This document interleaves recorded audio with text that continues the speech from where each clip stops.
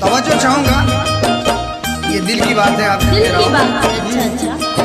मस्त जवानी तेरी मुझको पागल कर गई रे, मस्त जवानी तेरी ढोढी हाउ भात तोरे गरम हो बाजार तनी दे दो तला है सवारकी के ले जा। अपनी मन खेरे अरे तो कैसन चाहे? गरमी में ओकरा ही लगली, पोकरा ही लगली, बाल फूलल बाटे देखे में।